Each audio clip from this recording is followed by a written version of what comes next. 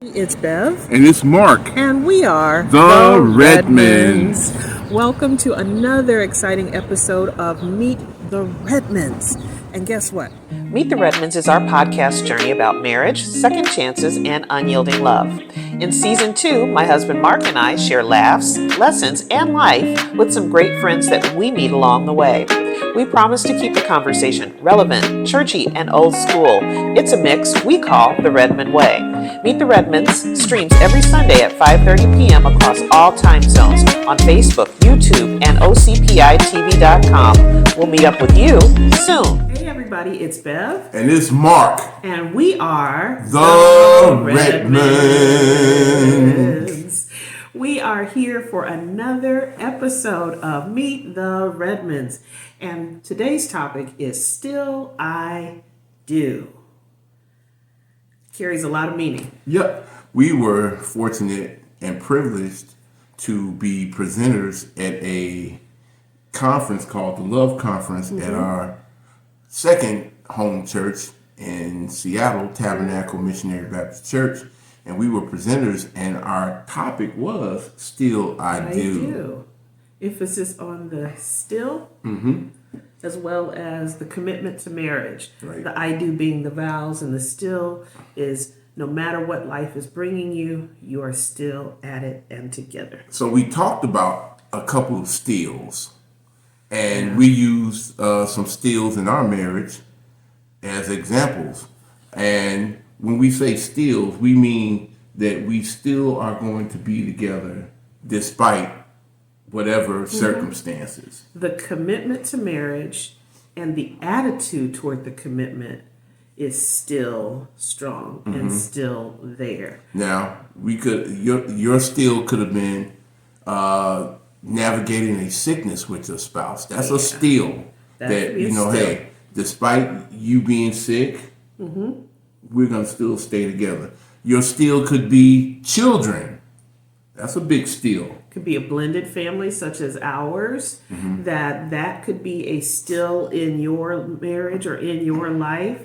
So though the still can be internal, how your inner workings as husband and wife, your dynamics could be going. It could also be external. It could be familial. It could be a lot of things that impact, and you can go through a series of stills in your marriage too. Absolutely. Yep. And when we first embarked on this trek for the conference, we had no idea that this was going to be as impactful as it was. No, we just knew that when Overseer Jessica P. Manaway, some of you might call it First Lady, wherever you may be, but in our church, it is Overseer.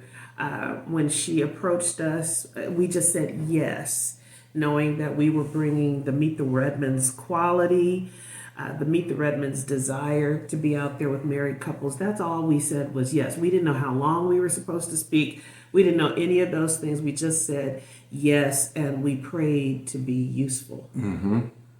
And we were already a little bit not at our best because you were getting over a cold. You're still getting over a cold. And I had some back issues that I still got right now. And I just attribute it to age. I attribute it to this crazy weather. Right. Too. In Seattle, it's probably the coldest that we've experienced in the 20s. I think one night, during the conference, the day of the conference, it was about 19. Right, and everybody freaked out. Oh my God, it's 19 degrees. Oh no. And meanwhile, back home in Chicago in the Midwest, it's in the 12s. There's a bunch of snow. Below zero. Wind chills. So the weather was getting at everything, getting at everybody. This is actually our second bout with colds, but we are still claiming our health and renewed health in 2024, and Marq's back solid in 2024.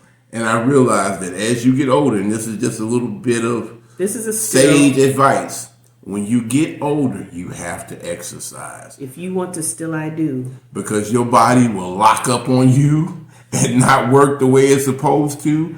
If you don't get that thing, that oil check, that check engine light, and take care of and do some maintenance on yourself, you will get locked up like me, my back. You get locked up.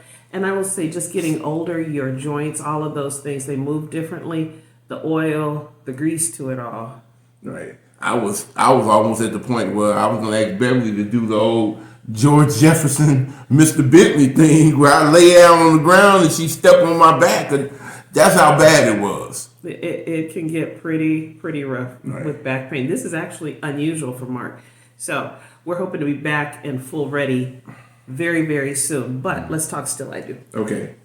So we gave some examples of still moments in our marriage. You want to give one of them? You know, we talked about, one that everybody seemed to agree with was moving up here. Relocation to Seattle was a big still moment for a lot of couples. We were fortunate to have, would you say 10 couples represented, maybe a little more? 10 couples and maybe about 10 singles. Yeah. That were represented. So in that grouping, Seattle's a very transient area. People come here for jobs. That was part of our story. So common amongst particularly the men, the husbands in the group, that relocation thing does a mental job. And that was expressed, and that was heavy. Relocation by itself, when you look at the list of stressors, if you Google stressors, things like divorce, those things are right at the top, but moving is right in that top 5, I think. So that by itself, but moving across the country, we are almost out of the domestic contiguous United States. So that was huge for a lot of folks. That change of life, that change of pace. The other still that was there is what happens if you are in a marriage and you're the second income earner. That move didn't quite bring about the results for both people at the same time.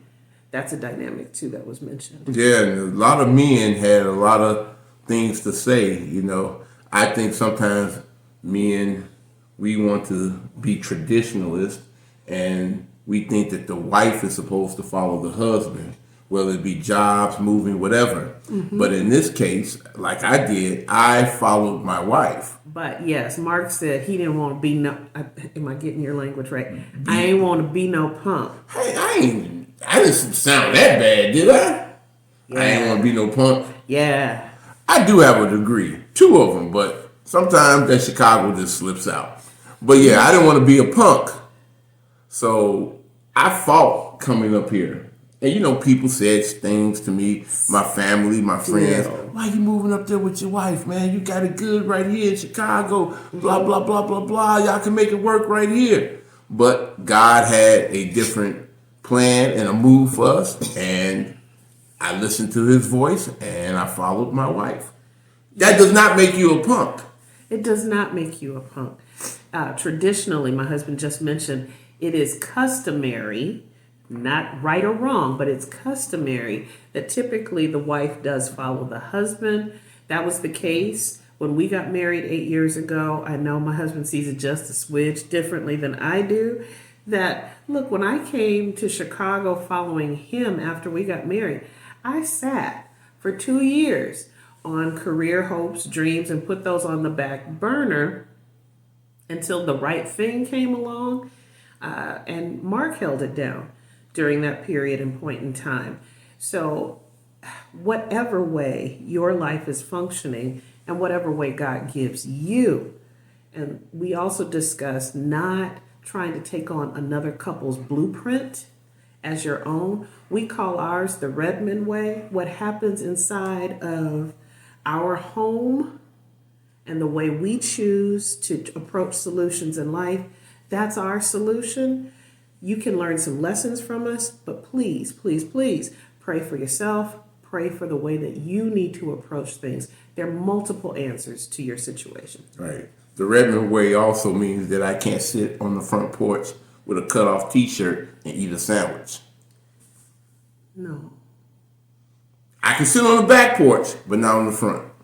That's the Redmond way. Not in our Chicago home. That's not the way the neighborhood is wired. We don't sit on the front porch to do those things. And if I get a food stain on my shirt, I immediately have to change my shirt. We shouldn't be getting food stains on our shirt on the front porch of our home. So those things, Yes. fall under the category of the Redmond way. But again, what works for you and your spouse may not work for me and mine. What works for us may not work for you. So you have to find a happy medium. But that was just one of the I stills. Another I still that came up a lot was communication. I still love you, but the communication.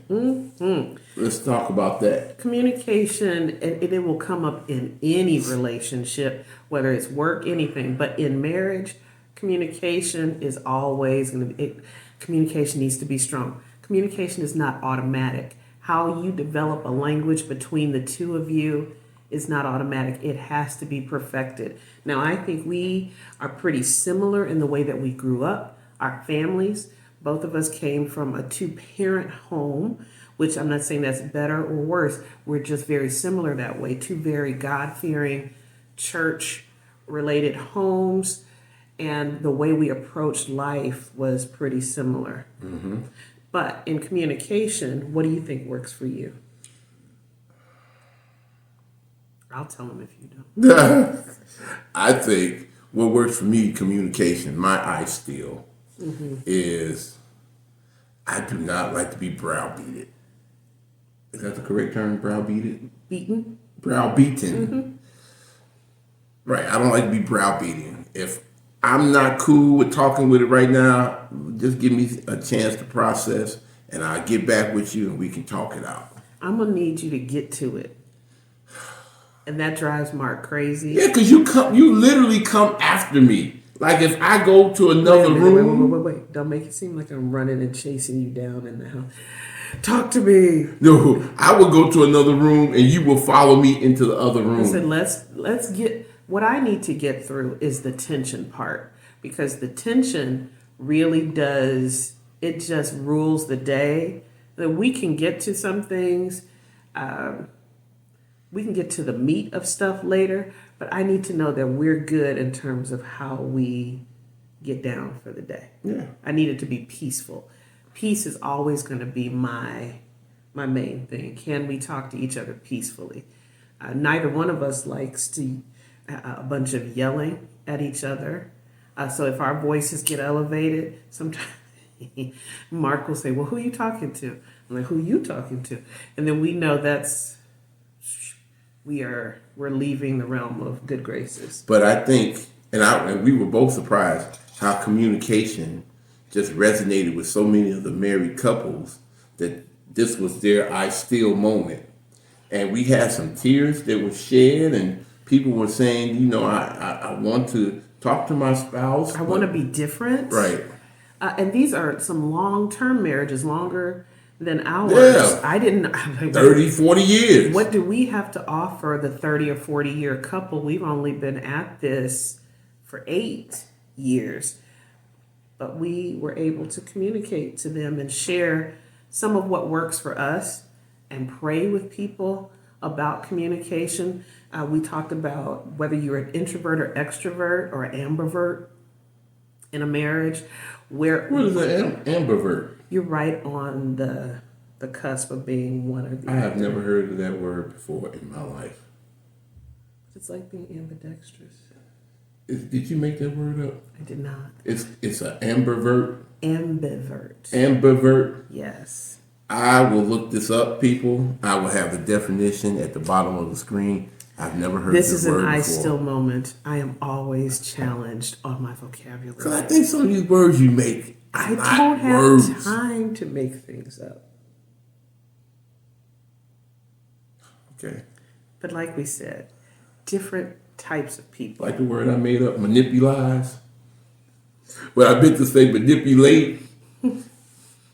It sounded good. It's fine. I had to come back and be like, oh, made a mistake. Yep. So, different types of people. Mark is more outgoing.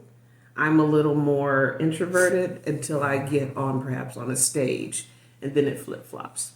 And some more I steals that we wanted to talk about. We didn't want to just dwell on the I steal moments that are challenging to the negative. But we also wanted to talk, and maybe we'll get a chance to do this in part 2 of when we do more. Hopefully, we get to do more exercises with people. Yeah. In our marriage seminars. We wanted to talk about the I steals that you still enjoy doing with your spouse.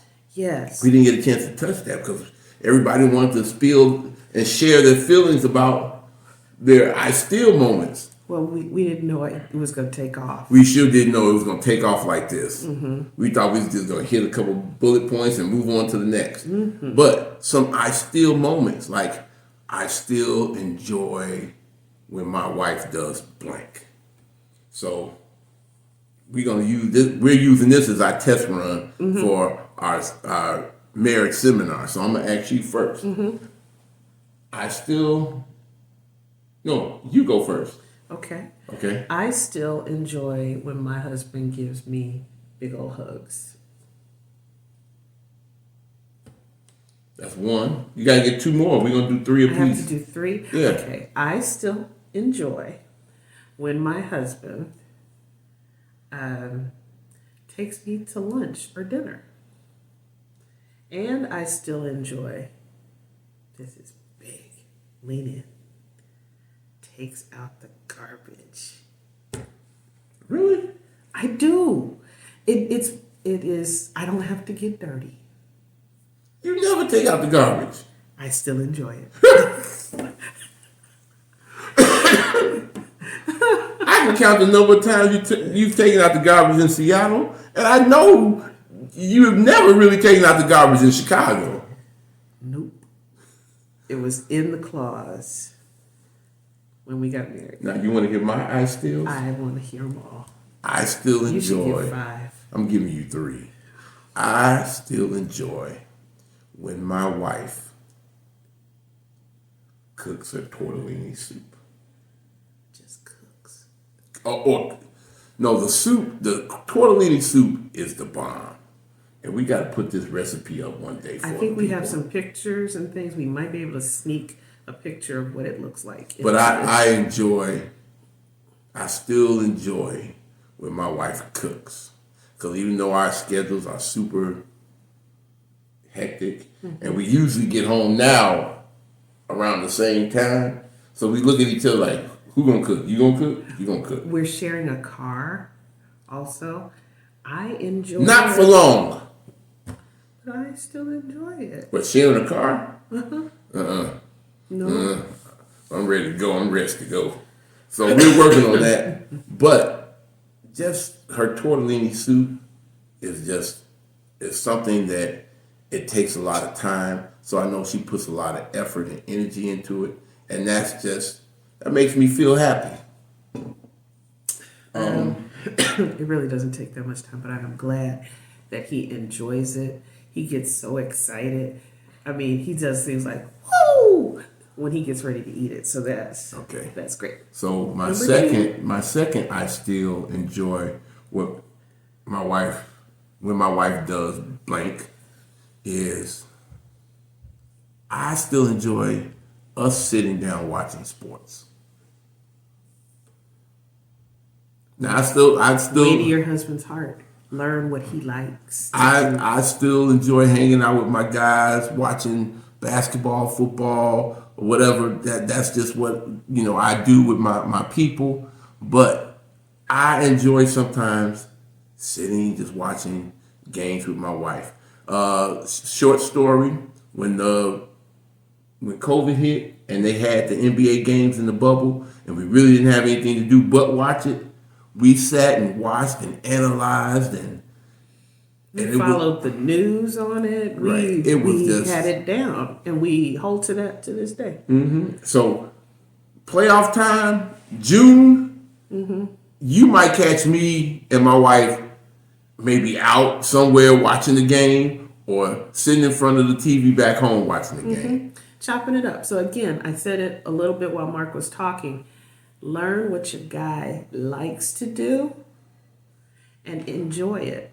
Learn about it. Now, I already knew quite a bit about sports, so that just made it easier for us.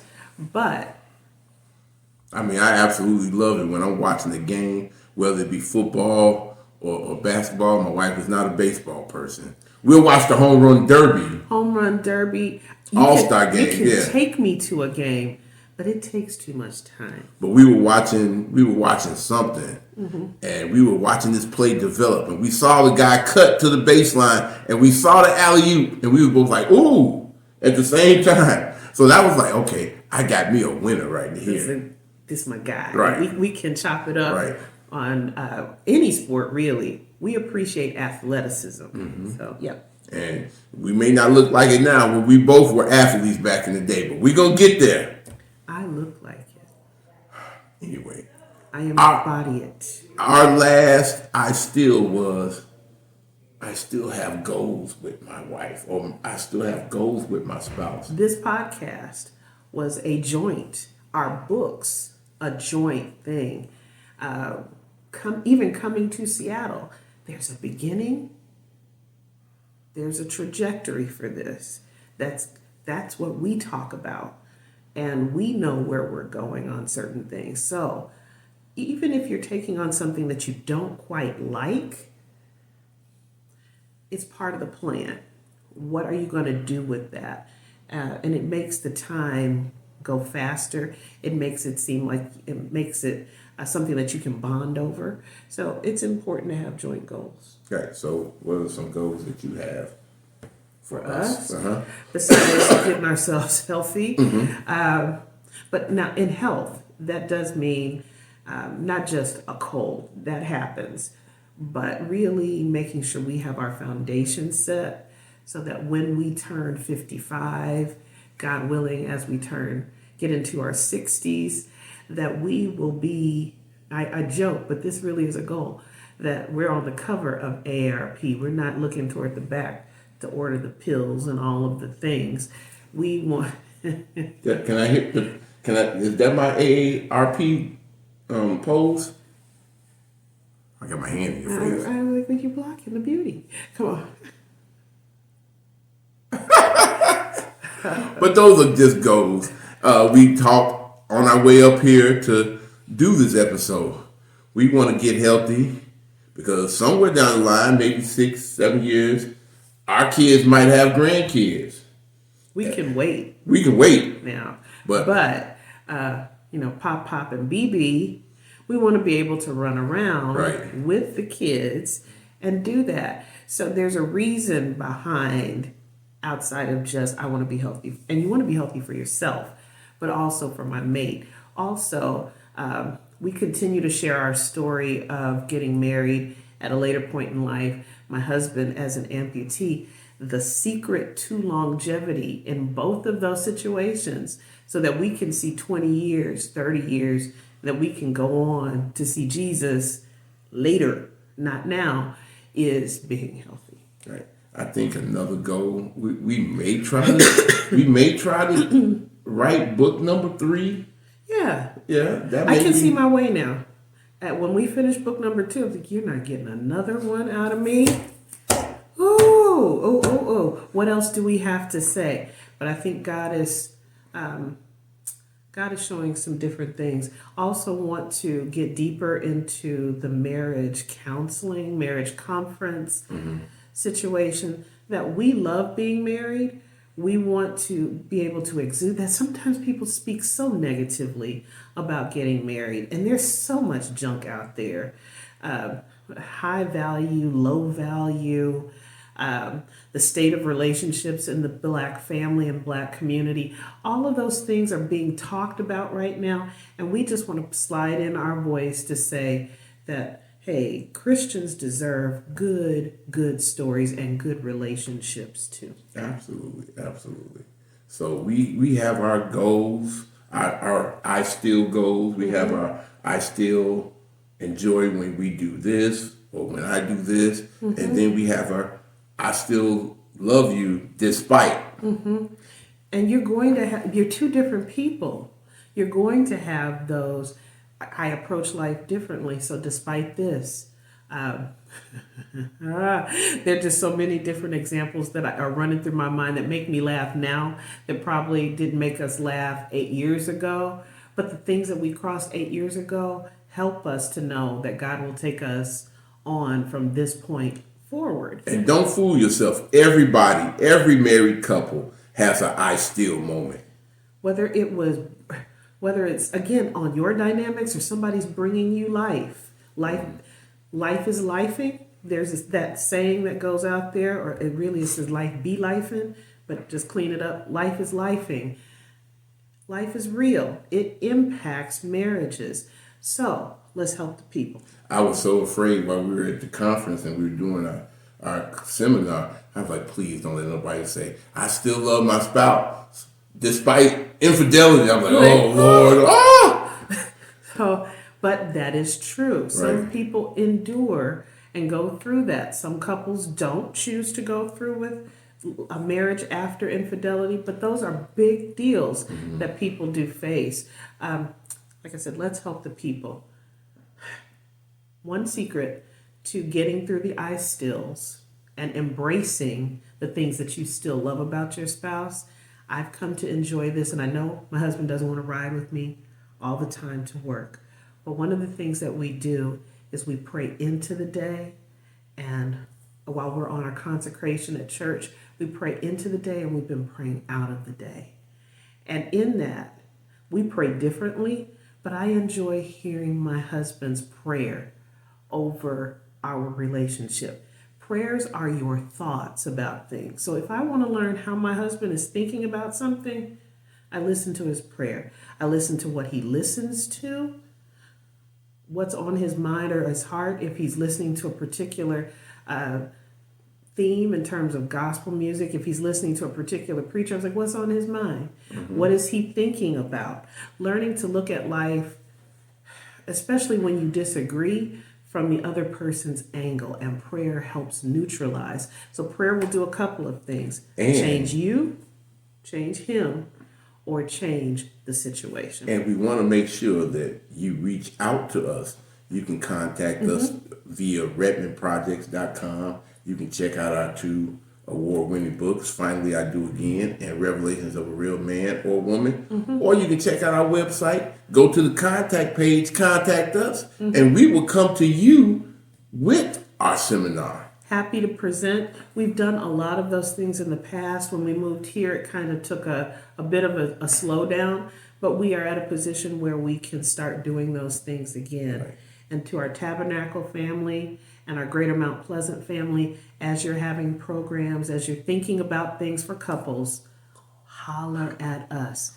We are here. We want to be a part of that. We will pray specifically on how we should communicate to your flock.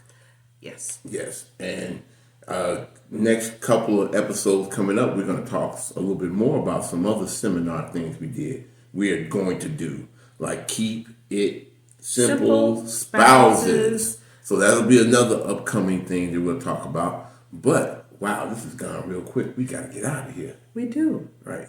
We're at 28. Right. So we got to get out of here. So we're going to end this with our catchphrase, and check out the information below at the bottom of the screen.